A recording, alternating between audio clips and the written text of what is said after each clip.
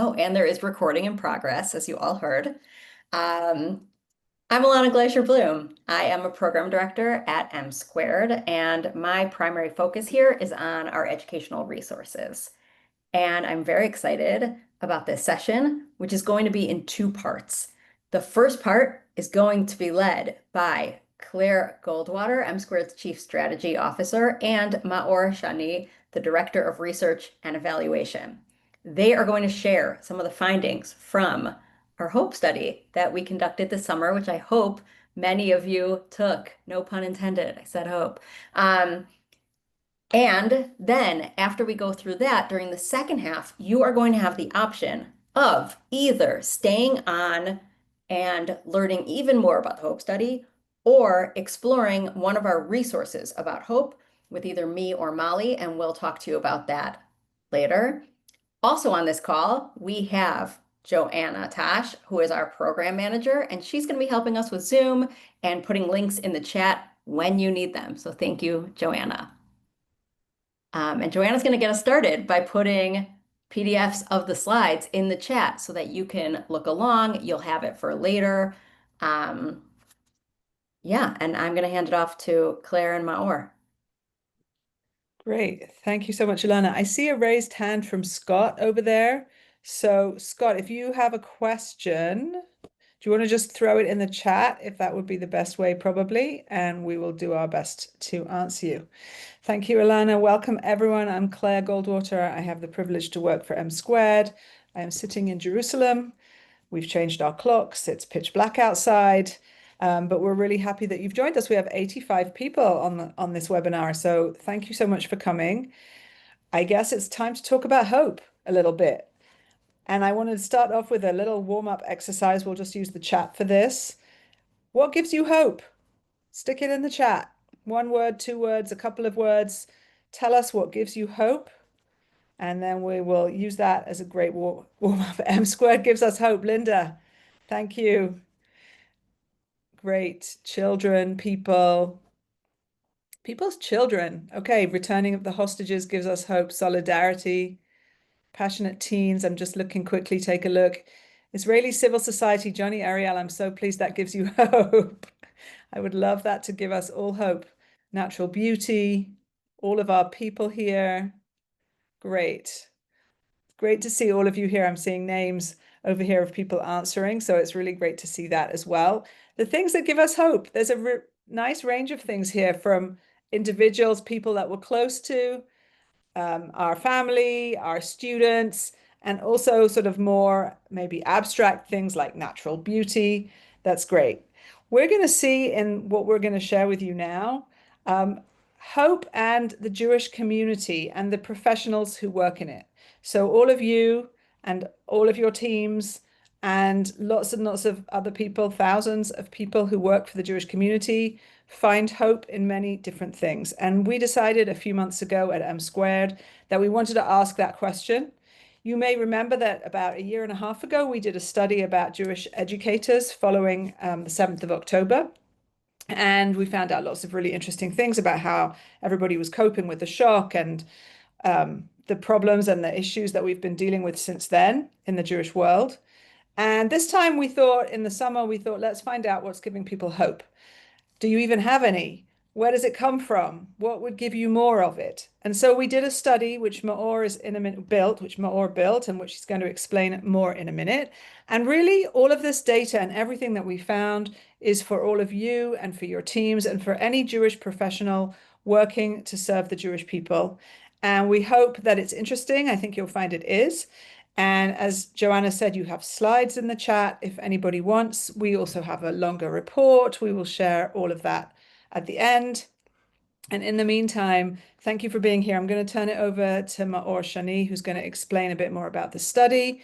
And we're going to do this until 1:30. There'll be time for some questions during that time as well. And then we will go on and do some other things. So thank you, Maor. Thank you so much, Claire and Ilana, and I'm very happy to be with you, everyone. Thank you for joining us and allowing us to tell you a bit about what we found about hope and what Jewish professionals told us about their hope. So Let me just briefly, before we go to the findings, try to talk a bit about hope in a more theoretical terms, also about how hope is being perceived in contemporary Jewish thoughts.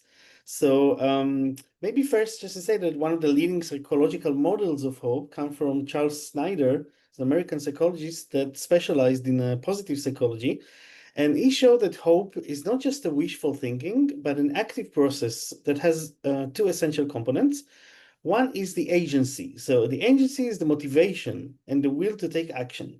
So it's believing that you can move forward even when things are hard, right? So this is the things that give us that keep us moving. The more the motivational or things that give us momentum to continue forward. And the pathways, this is about finding ways to reach our goals. So it includes the ability also to find alternative routes when your original path is blocked. So think about it as a map and the creativity to find detours. And according to Snyder, both are very much necessary in order for hope to be developed. So you can have all the motivation in the world, but without a way forward, you're stuck. Or you might see a clear path, but lack the will to take it, right? So hope requires both of these things. And this connects, I think, beautifully to what Rabbi Jonathan Sachs said about the distinction between optimism and hope. There's a quote that probably many of you are familiar with, that he said that optimism is the belief that the world is changing for the better, while hope is the belief that together we can make the world better. Right? So optimism is more passive virtue, while hope tends to be an active one. Also, there's an emphasis on the word together. So hope in the Jewish tradition is fundamentally something collective. It's rooted in the covenant between God and the people of Israel.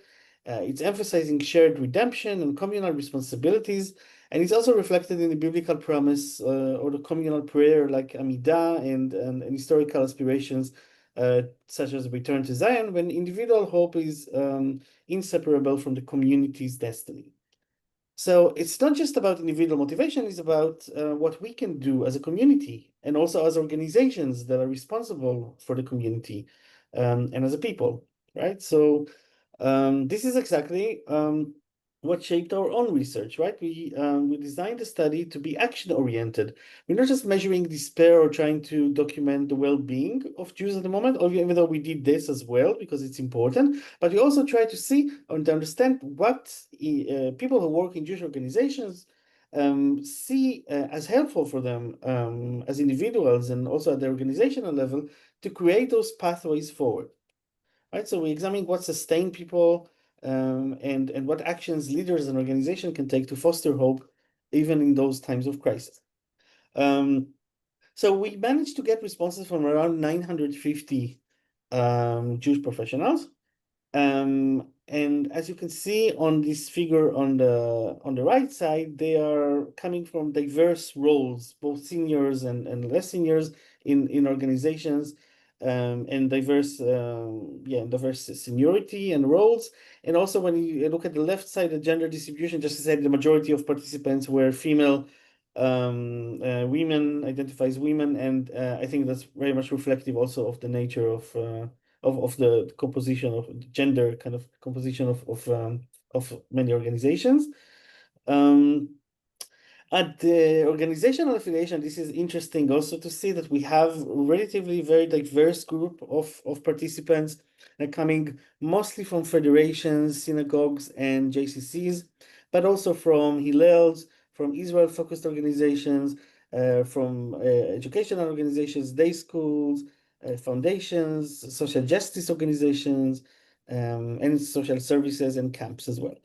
Just to say that when it comes to camps and day school, we noticed, I mean, for in camps, we have around 4%, and of the participants, and day schools are around 7%, which is lower probably than their share in Jewish organizational, in the Jewish communal professionals. So there's something to keep in mind, maybe, that this sample is not necessarily representative. It was more a convenient sample for us. So we kind of spread the call for participation. And the results might not necessarily reflect or represent really all Jewish professionals, even though we think that because we have such a diverse group that at least some validity to what we found. One of the first things that we did was to ask participants what they associate with hope, and we are a value oriented organization, so we wanted to know which values people associate with hope. We didn't define hope for them. And it's also interesting to see that what were the most common values that were associated, and we have really diverse associations, diverse values. The one that was mentioned the highest was community. And after that, compassion, responsibility, courage, peace, belonging, right? Even faith, gratitude, and justice. So we have here both relational right values, we have personal values or interpersonal values, relationship, and terms like things that we are as a collective hopeful, which is peace and courage and responsibility in our society. So we really see a very diverse understandings and very diverse associations of hope, which is interesting. And then we moved on to try to understand the current situation of hope and how hopeful people feel at the moment. So we asked people to reflect about the last 4 weeks and to tell us how hopeful they felt, how belonging they felt to the Jewish people, and how energized they felt by their work. If you look at the lightest shade of blue that we have here, these are the answers for how hopeful about the future they feel. So what we find is that only 23% feel very often hopeful about the future. 25% feel rarely or never in the last 4 weeks before we asked them. Also maybe interesting and important to say that we did the survey during July. It was immediately after the war with Iran. So it was relatively heightened period. We see that around 50% say sometimes. Just to let you know that 23% to feel hopeful, often very awful. I don't know how it sounds to you, but it's very low. Compare if we look at how usually in a healthy population, surveys in the US in recent years usually find 70%, 80%. So to find 23% of people who feel hopeful, that's relatively alarming. But the interesting thing is, maybe on the positive side, that people feel very much belonging to the Jewish people. We see that 73% say that often or very often feel belonging to the Jewish people. Only 8% feel it rarely or never. And people are relatively also highly energized by their work. We see that 55% feel often or very often, and another 35%, sometimes only 11% rarely feel energized by their work. And if we move to the next slide, so we can maybe speak about those 3 things as a certain pathway to resilience. Because we didn't only find that belonging and work energy tend to be high, so people develop a certain kind of resilience in the work. We also found that those 3 things are positively correlated. They're related to each other. So the higher you feel, the more you feel belonging to the Jewish people, the higher you feel energized by the work, and the higher your hope tends to be. On the other hand, yes. Maor, there's a question in the chat. Can you just clarify? Oh, sorry, energy. I'm not looking at the chat, but let me just see. No, I'm looking at the chat. That's fine. But work energy, say something just about what work energy is, because there was a question about that, and then how they relate. it was really a close question. We did not define work energy, but we asked people, how energized did you feel by your work? That was the terms that we used. So maybe different people understand it differently, but we wanted to feel, I think it's kind of a measure of motivation, how willing you are kind of to continue despite the difficulties, right? So yes. And as I said, I think that we have here a very interesting path that maybe belonging and work energy together are helping us to create hope. And this is interesting. We can move to the next slide. We asked an open question. We wanted to know what people feel that is currently the highest challenge for them to develop hope. We coded those open answers, the answer to the open questions, and then we looked at the distribution of those codes that were the highest that were mentioned more frequently by compared to others. So what we see is that the most frequent answer that we got was that the challenge is the internal communal division.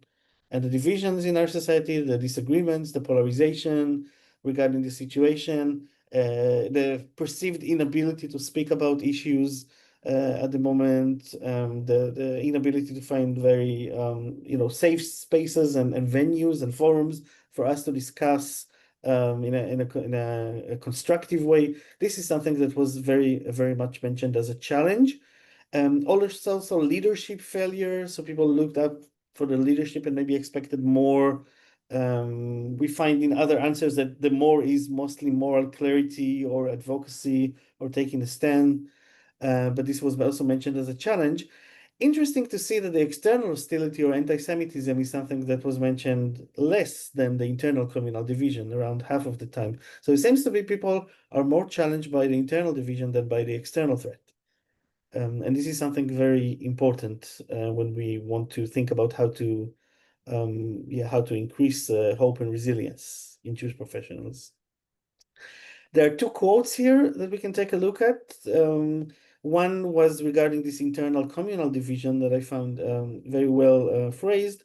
So someone wrote, "The greatest professional challenge is witnessing the deepening fractures within the Jewish community, particularly the inability of Jews with different perspectives to come together in conversation, mutual respect, and solidarity. In a time where our values and safety are being tested globally, the lack of shared space for honest, compassionate dialogue, even across disagreement, feels particularly painful." When it comes to the external hostility, another interesting response that we got is that anti-Semitism is clearly an issue, but for me, the challenge to my sense of hope isn't the hatred or violence toward Jews as much as it's the normalization or the excusing or the silence surrounding it.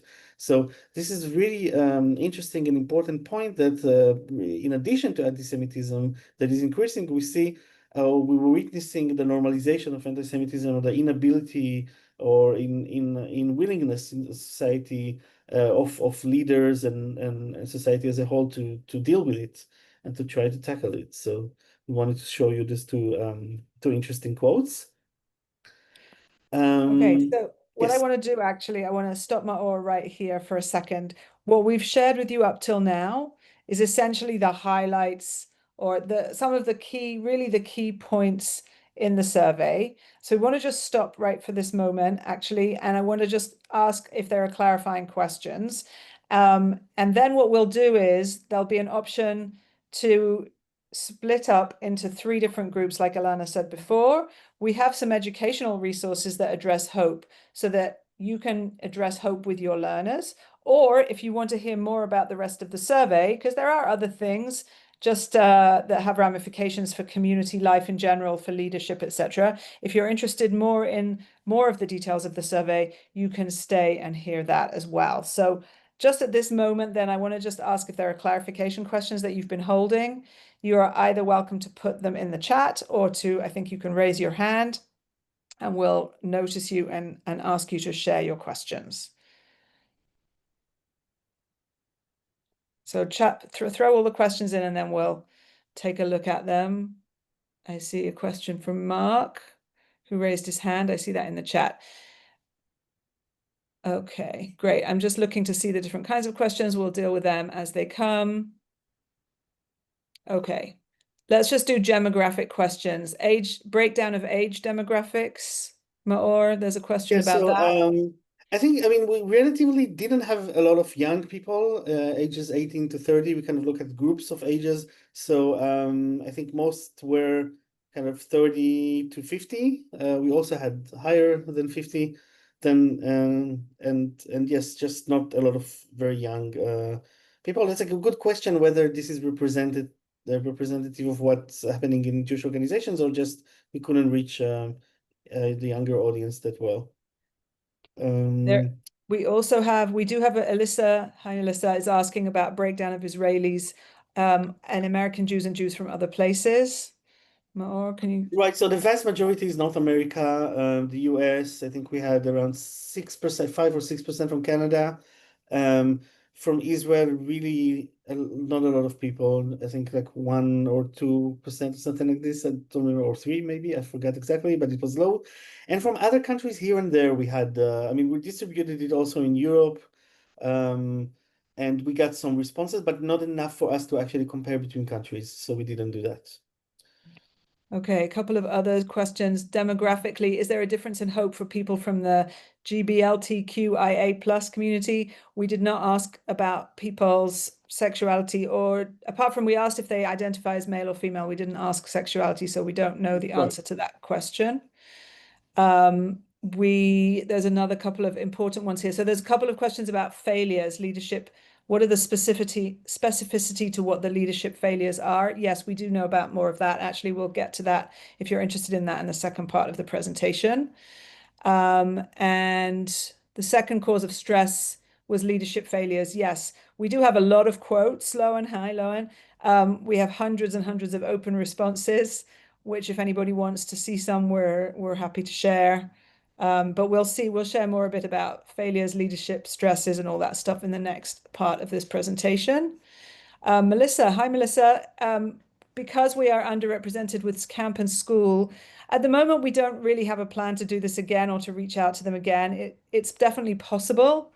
But because, there's an interesting question actually here about the timing. Like Maor said, we ran this survey in the middle of the summer after the war with Iran and before the really bad news coverage about Gaza and suffering and famine in Gaza came out.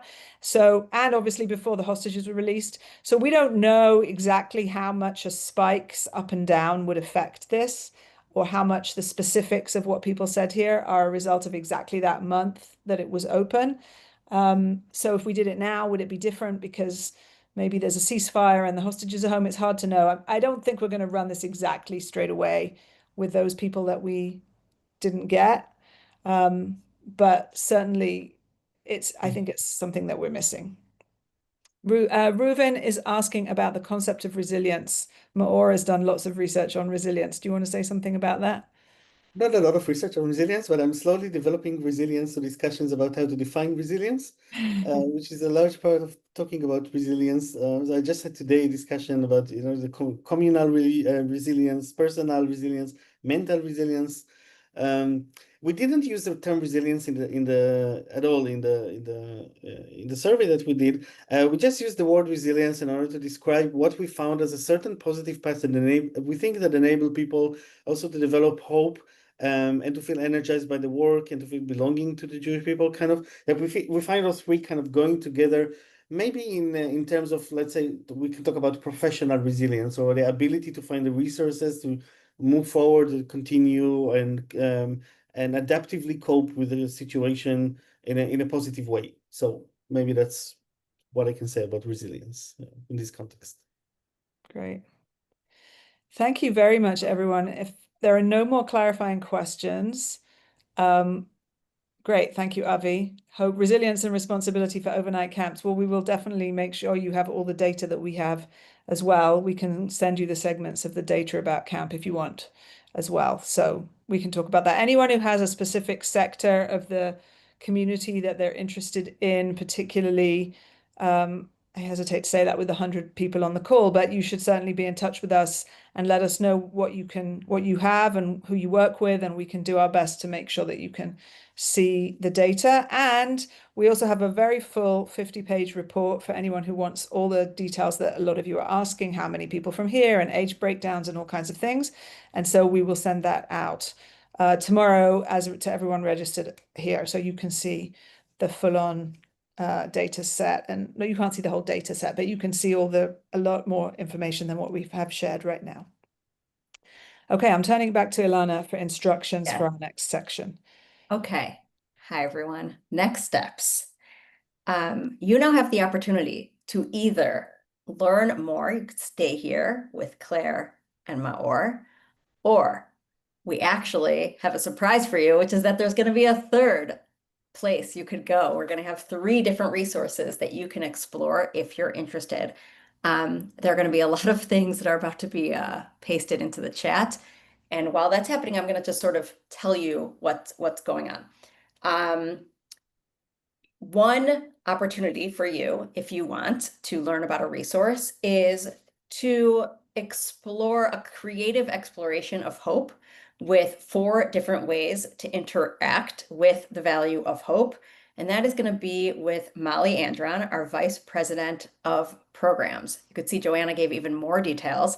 And here's another fun thing that's happening. We are not doing breakout rooms. We're going to separate Zooms because we're just taking you on a whole new level of experience in a whole different Zoom. And from that Zoom, we will dismiss you from there. We will say goodbye from there, and you'll be in a whole separate Zoom. So Zoom 1, explore the Jewish value of hope through a journey of text study, stories, music, videos, and reflection prompts built to encounter hope from different perspectives and discover fresh ways to nurture it. This flexible resource can be used at home or in group settings. That is with Molly. That is at that Zoom link. If you're interested, you can click on that Zoom link now and you could, goodbye. This was very fun. You could go off with Molly.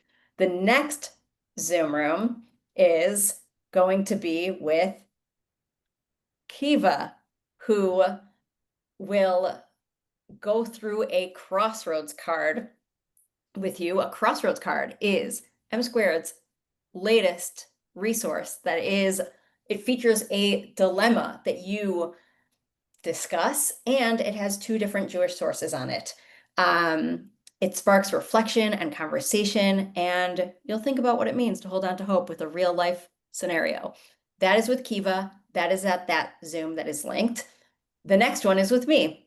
And also, even before I say something about my thing, I want to say that all these resources will be sent to you and will be linked in the chat here. So do not worry. If you want to stay on and learn more about the what's going on here and about the data, that's great. You could stay and you could have the resources yourself. But if you want to explore resources, feel free. Okay, so the resource I'm going to be exploring with you is a 25-minute session that is meant for schools, and it's meant for middle schoolers. So if you are working with middle school or like 9th graders and you're wondering how to talk about hope with them in a short 25-minute session, it's really meant for advisories. It could be camps, even religious schools.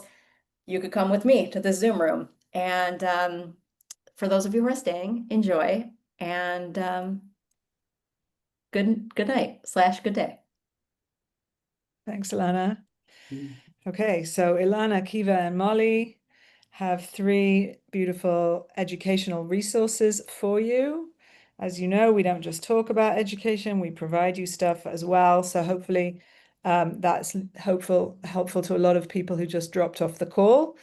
And I'm going to assume the first one isn't clickable. Whoops. Joanna, can you just check that? I'll work on it. Give me 1 minute. Okay. Okay. Great. So we're gonna move on here. And while Joanna is trying to figure out the link for Molly's session, everybody else, I'm assuming that you still want to be here to find out more stuff. And there is a lot more to know. We just gave you a little taste up till now. So we're going to move on. I'm going to ask Maor to carry on, where we're going to dive into the rest of the findings.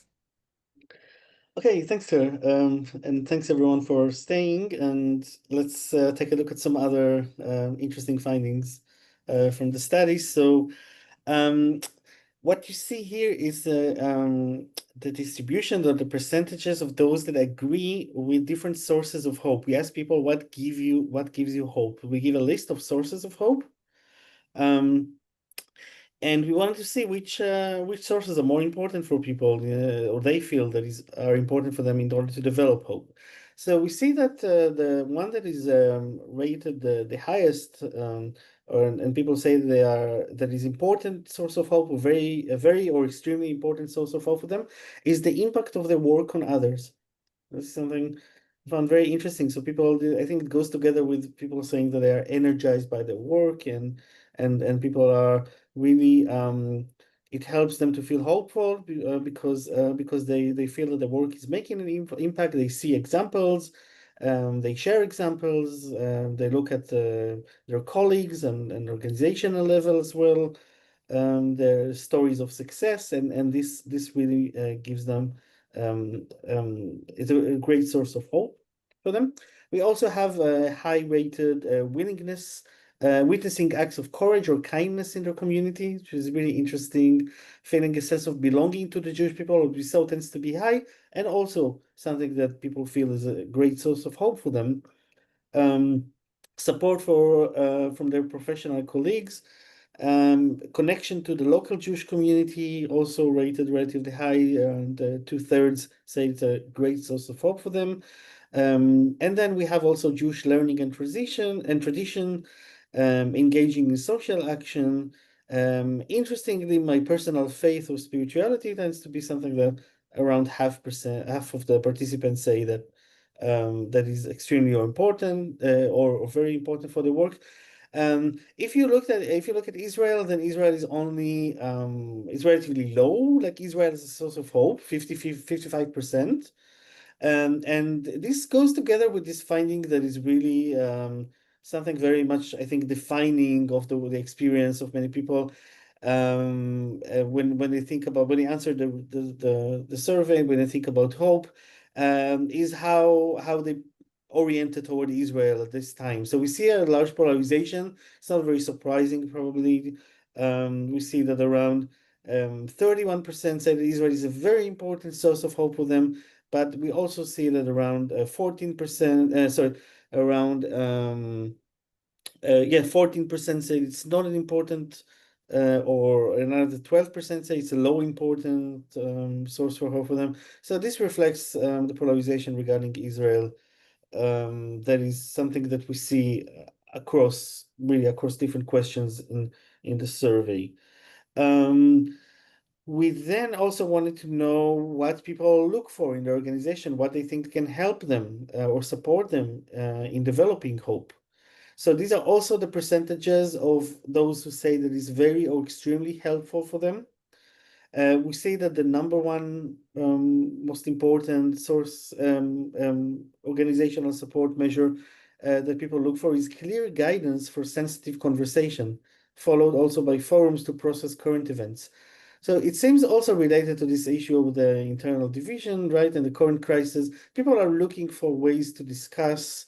They want guidance. They want venues for opportunities for conversation. They think that they would like to, that this is something that will help them develop hope. We also see stronger public statement from leadership. 44% say that they agree with it, and slightly less than that, people also think that the organizational support that can help them is peer support groups and mental health resources. Something that maybe we can, some conclusion that this might lead to is that it seems like people or more people tend to think about when they think about organizational support, they don't necessarily think about mental health resources as something that usually comes to mind, but they're actually looking at ways to deal with the current situation, to process the situation together with their colleagues, to talk about it in a safe space, and to get some guidance. This is something that is, I think, really interesting, and organizations can definitely do that. Now, everything we showed you so far is distributions in the entire survey together among all participants, but not the experience of individuals is not always the same, right? So it's not only about those who tend to be high or tend to be low, it's also about different profiles of people. People experience the work energy or orientation, their level of well-being, how worried they are from the situation, in different ways. And then this led us to perform this profiling analysis. In statistical terms, this is latent profile analysis, that enabled us to identify specific profiles or clusters within the sample that tend to be similar to each other. So let us show you what we found from this. I think it's really interesting. So we found that around 17% of our sample are what we call thriving. These are 127 professionals that tend to have higher hope and work energy.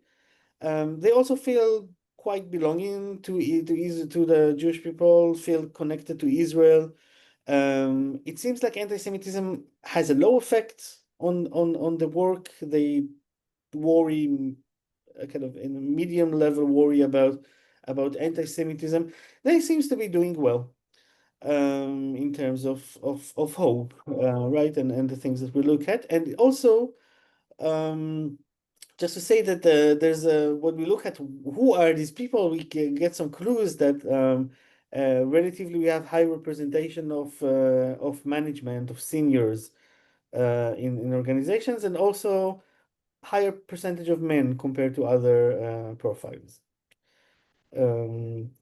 Then we have those that we termed belonging and resilient. They're somewhat similar to those who are striving, maybe a bit more kind of moderate level. 32% of the sample, so this is the highest group, that together with the 16.9% of the thriving, they create this 50% who are relatively doing well, or we can say they are resilient. So those who are belonging and resilient, they have high belonging to Israel, to Jewish people and connection to Israel, good hope and work energy. They are worried, seems to be a bit more than the ones who are thriving about the situation, but they seems to be relatively doing well. In those two groups, the thriving and those of belonging and resilience, we see relatively high percentage of Orthodox Jews compared to other groups. That may be also interesting to think about. Then we have those that we term belonging and vulnerable. These are 21% of the sample. They have high belonging and Israel connection, but their hope tends to be slightly lower than the other two profiles or groups. Their work energy, they worry about anti-Semitism very highly compared to the other groups, and their work is affected by anti-Semitism. So it seems to be a group that is less resilient and maybe needs more guidance and help by organizations. We have also those who are we termed also struggling, right? So they are even worse than those who are vulnerable. What characterizes this group is that they also feel less belonging to the Jewish people or connection to Israel. So we see this identity and this communal kind of aspect as also very important in the overall experience of individuals when it comes to hope. So the hope is also low, the energy, they feel less energized by the work. They worry about anti-Semitism and affected by the situation. So these are the population that really needs also intervention. And we have another group that is somewhat more difficult to explain or to interpret. We call them mission-driven. They're characterized by having mid-level kind of work and energy and relatively low belonging to the Jewish people, but they don't seem to be affected by the situation that much. According to what they report, they don't worry about anti-Semitism that much, and they say that the work is not much affected by anti-Semitism. Relatively high percentage of non-Jewish professionals in this specific profile. Then what we also did, and this gives a clue to some of the questions that were also asked about what exactly people look for in their organization and leadership, what kind of actions they want to see in order to feel more hopeful. So it's really outstanding to see the moral clarity and advocacy. We kind of put these two together. So people want their leadership to take a stand and to say it clearly. What kind of stand they want their leaders to take, that depends on what they believe themselves, right? So we see that people tend to want to see their leadership taking their own position and having some more clarity in this direction. It seems to be a bit more complex from the point of view of the leadership, because you don't want to alienate others, right? You want to be able to bring everyone together. So maybe more clarity, like taking a stand or advocate for something that conflicts with other sources of hope that we saw. Also, but people are very much looking for supportive management. They want consistent communication, nuanced communication. And then we had really diverse, there's a bit, if you look at the report, there's more types of leadership actions then you can also see some quotes and examples.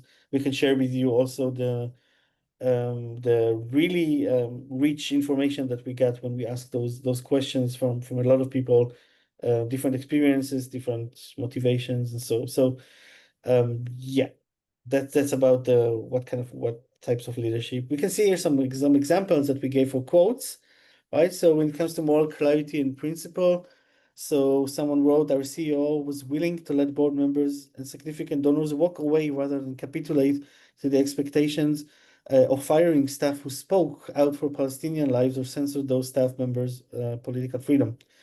So it seems a certain political direction, but something that someone mentioned that that's something that sustained hope for them at the leadership level.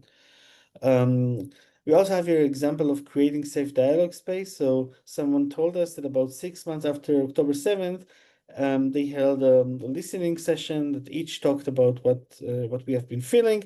Senior leadership participated. This gave me confidence that my position, which has been strongly critical of Israel's actions since October 7th, were okay, and that I was even if others in the organization felt differently.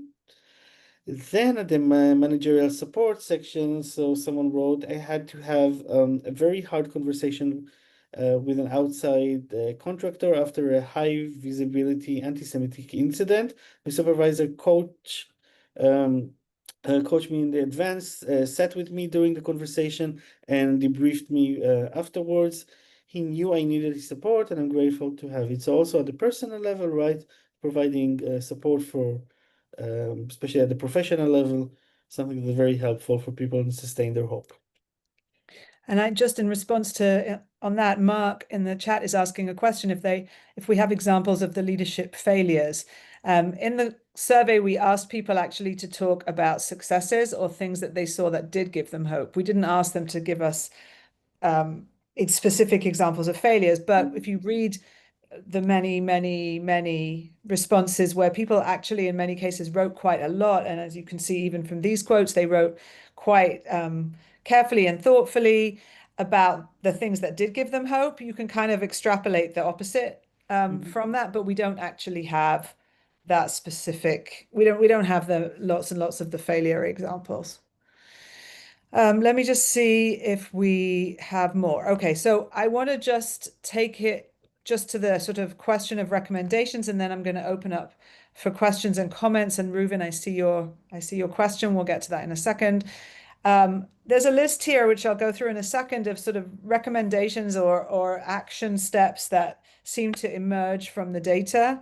And you may well have others, and you may well disagree with some of these, and that's totally okay. We actually hope that different organizations, and in fact, all of you and your teams will be able to find things that you can do differently or as a result of this. And we hope that there are many other organizations that will take the lead on trying to address some of these. If you know M Squared, you know that this wouldn't be all of the stuff that we would be doing necessarily, but we hope that you all and your organizations maybe will take lead on some of these things. So I'll just mention some of these recommendations. Number one, reinforcing Jewish identity connections, right? As we saw, the sense of belonging and commitment and feeling part of something bigger is definitely a factor that seems to protect and provide a kind of resilience buffer, and therefore strengthening sense of belonging, strengthening feeling part of something, seeing good things happen, that seems to be a powerful thing that could be helpful. Obviously, the internal division needs to be addressed, whether it's through teaching how to have conversations, conflict resolution, bridge building, whatever there is. There are many vendors and many organizations and many people who are trying to do that. It seems that their work is really, really necessary, and I hope they can use all of this to help make that case if they needed to, because it really seems like that's what people are asking for. And that is sort of also related to number 3 about safe frameworks for conversations about Israel particularly, so that people can find ways to process and to really sort of understand. Sorry, I didn't mean to do that. Really understand how to have conversations about Israel. There were a lot of people who wrote about They were worried if they spoke about how they feel about Israel, they might lose their jobs, those kinds of things. We need to obviously address that significantly. Emotional support systems that can help professionals, that's clearly also important. Amplifying the impact of your work with your colleagues. This is something really easy to do. Remind your colleagues in your teams that the impact of their work is great.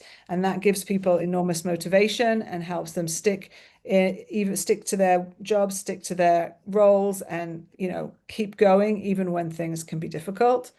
And professionals want guidance and they want opportunities to process, right? Something happens. What's the way that we can talk about it? I don't want to leave it at home. I don't want to leave it in the car.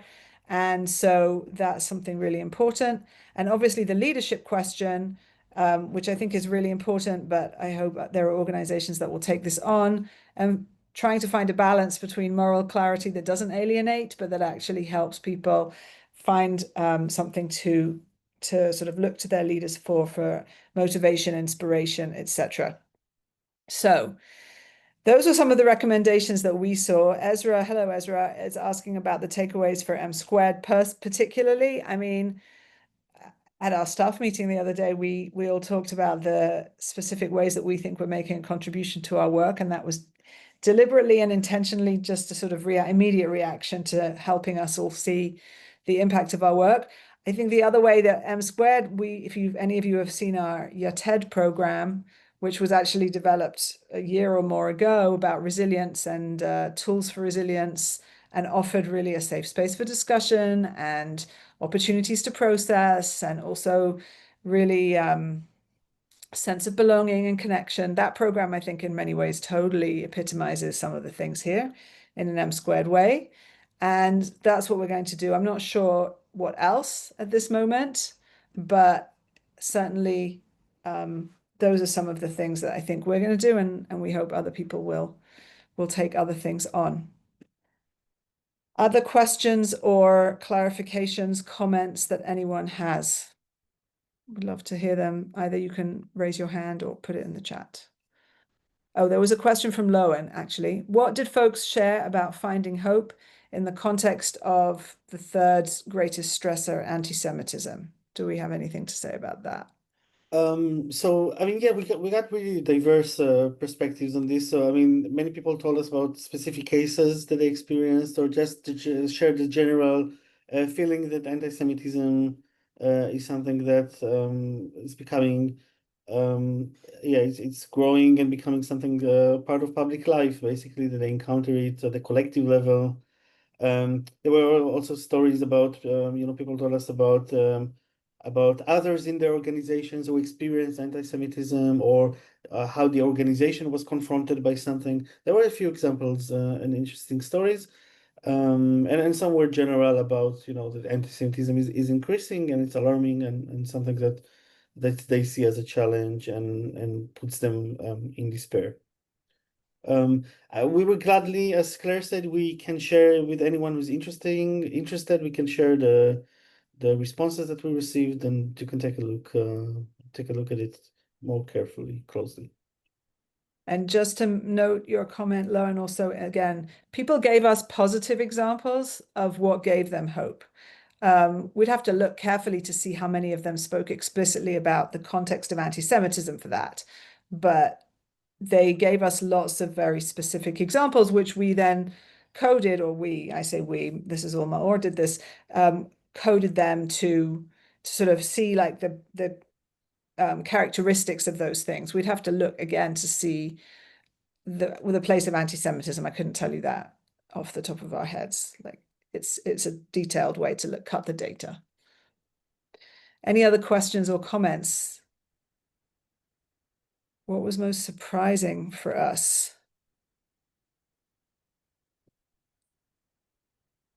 What was most surprising for you? I'm going to turn that back to you, Johnny Ariel. I mean, what was surprising for me, I suppose, at some level, was like just how low the hope level was. 23% feeling hopeful, often or very often, is pretty low. Although maybe it's not surprising because it's been a really hard 2 years, but that's pretty bad. if we thought we were in crisis, I think it did show that. Was that surprising? To some extent, maybe. Maor, was anything that surprised you? Um, I mean, besides this issue, I think that it's not surprising. It's just even a bit. I mean, if I think about what for me give a bit of hope in this situation, when I look at how much people are really they know what they need. Kind of, it seems like people are able to really tell us what they feel that is missing. So it's not. I mean, even if hope tends to be low, we see that people kind of, they're not in despair in a sense that they are unable to look at those pathways we discussed about for hope. It seems like they know what they want. They look for specific things in the leadership and organizations, and this is something that we can do. I mean, right? I mean, I think that organizations can really, it's all applicable. It's all something that we can take a stand and start doing it. So yeah, that's. And I would just add by saying, I think the question, Johnny, I'd very love to see what people would say to that question about what you just found surprising. Any of you, if you found something surprising, please put it in the chat. For me, I think it's less about surprise and more just striking that to me, there's a very big story here about belonging, about the power of commitment. In other words, just as because the fact that people find the division so painful and challenging emphasizes just how much the power of community can be. So those two things are kind of the two sides of the same coin. There's the sense of belonging and being part of something bigger provides, I think we saw, kind of a protective buffer against hard things. And then at the same time, when those community unity thing breaks down, it's even more painful for people. And I just think that's a very striking story. It's a very important story. Don't know how surprising it is, but I really think that it is a significant story to tell. And I think that it's something that, like Maor said, is actionable. Now, if we just look at, Reuven asked the question, is the aim to increase hope or deal with it? I don't know. I think that's a really good question. I don't know. I mean, what's the means to an end? Is resilience the means to end of hope, or hope the means to get to resilience? I don't know. I suppose the things that we do want to get to is we want people to be motivated in their work. We want them not to be anxious. We want them to be able to be functional and healthy and able to deal with things that maybe are difficult. I don't know. I think that's an interesting educational question for everyone here who's an educator. Do you want to maybe strengthen the hope of your students, or do you want to strengthen their resilience? And which of those is serving? I don't know. They seem to be pretty mutual things to me in some ways, but I think it's an interesting question. I think, Linda, also, there's a lot here about anti-Semitism. This was not an anti-Semitism survey. There are people doing that, actually, and we could give them this data to look at. In fact, Maor has done a lot of work on that too. This isn't an anti-Semitism survey, but it is a survey which shows something about the reality that people are living in. And so I think that is something that needs to be looked at more. And it's not primarily our work, I think, but we could definitely do that. I'm just looking at the other comments. Okay,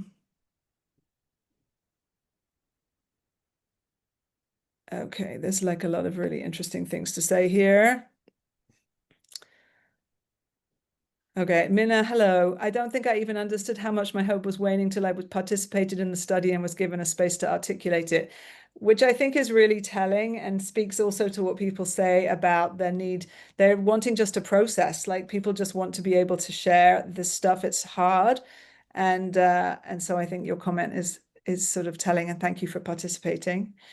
Kelly, hello, Kelly. There's a tension between wanting to have difficult conversations and the fear of being able to speak openly. That's true. Yes, indeed. And I don't know how to reconcile them. I think that's partly a leadership challenge.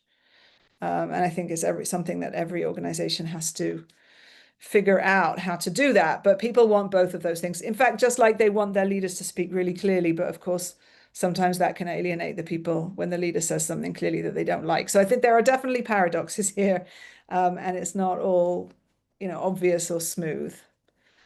Mark, thank you for sharing your thoughts about the community division piece. Who is helping the helpers? Yes, Avi, I think we have different expectations of the Jewish professionals than our learners or the people who do direct service. Who is helping the helpers? Well, that's all of us, isn't it? I mean, a lot of us can, and I think that's very interesting. That's why I think that Jewish professionals, especially educators, you know, who are burnt out also from COVID and haven't had a chance really to recover in many ways, we have to really nurture them, because then this is all going to spill down to our learners if we don't take care of it. Mark is curious if M Squared has looked at the correlations from the traumatic invalidation study that came out this summer. I think it was from faculty of Harvard. Do we know anything about that more?